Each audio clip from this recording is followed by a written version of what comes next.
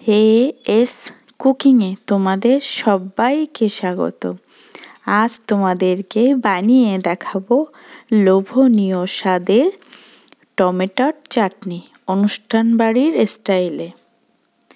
দেখতে যতটা লোভনীয়, খেতেও কিন্তু তেমনি। তার জন্য আমি নিয়েছি 500 গ্রাম টমেটো। টমেটোগুলো পরিষ্কার করে ধুয়ে কেটে নিয়েছি। ভিডিওটা সম্পূর্ণ দেখার অনুরোধ রইল। এবার টমেটোগুলো মাঝখানের ওই সাদা অংশটা বাদ দিয়েছি, ওটা শক্ত হয় তাই। এইদিকে খেজুর ধুয়ে কেটে নিয়েছি, দানা ছাড়িয়ে নিয়েছি কাজু বাদাম আর একটা নিয়েছি গন্ধরাজ লেবু, একটা নিয়েছি পাতি লেবু। এইদিকে রেখেছি আমশক্ত আর কিশমিশ ধুয়ে, বাড়িতে বানানো আমশক্ত। কড়াইতে পরিমাণ মতো অল্প 2 চামচ মতো তেল দিলাম। সেই তেলে 1 চামচের বেশি মৌরি ফোড়ন দিলাম আর দেব 2 শুকনো লঙ্কা ফোড়ন।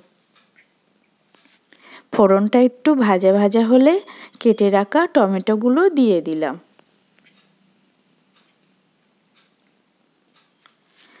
অল্প একটু সামান্য লবণ দেব আর দেব অল্প একটু হলুদ। দিয়ে সবগুলো ভালো করে নাড়িয়ে নেব যতক্ষণ না টমেটোটা সিদ্ধ হয়ে আসছে। নাড়িয়ে হাই হিটে এটাকে রান্না করে নেব।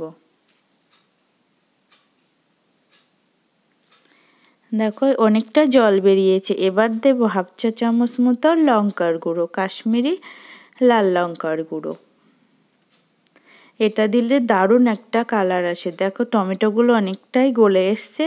এবার দেব আগে থেকে কেটে ধুয়ে রাখা খেজুর।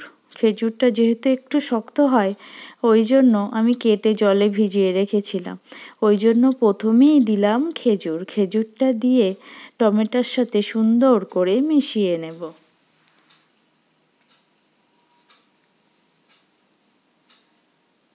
এবার দেব কিশমিশ আর আমশক্তগুলো দিয়ে মিশিয়ে নেব। ভালো করে মিশিয়ে নেব। আমি এখনও এতে চিনি ব্যবহার করিনি। প্রথমেই যদি চিনি দিতাম তাহলে টমেটোগুলো সিদ্ধ হতো না। সেই জন্য টমেটোগুলো ভালো করে গলিয়ে নিয়ে তারপরে দেব এখানে চিনি। আমি 1 বাটি চিনি দিলাম। চিনিটা দিয়ে ভালো করে মিশিয়ে লো টু মিডিয়াম আঁচে রান্না করে নেব। এই সময় দেখবে তলাটা যেন লেগে না আসে। এবার চিনিটা গুলে আঠা আঠা মতন ভাব হবে, সেইভাবে রান্না করে নেব। ভিডিওটা ভালো লাগলে অবশ্যই লাইক, শেয়ার, কমেন্ট করে জানাবে কেমন হলো। আর সাবস্ক্রাইব করে পাশে থাকার অনুরোধ রইল। দেখো ঠিক টমেটোটা ফুটে ঠিক এমনি কালার বা এরকম আঠালো একটা ভাব হবে, তখন দিয়ে দেব কাজু বাদামগুলো। দেখো কত সুন্দর দেখতে হয়েছে।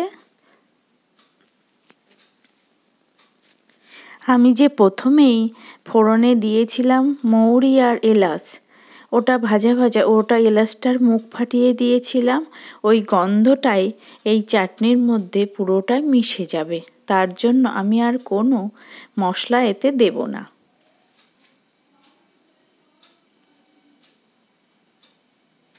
এইবার সব শেষে দেব সেই লেবুর রসগুলো। লেবুর রসটা দিয়ে আর ফোটালে হবে না, তাহলে তিতো হয়ে যাবে।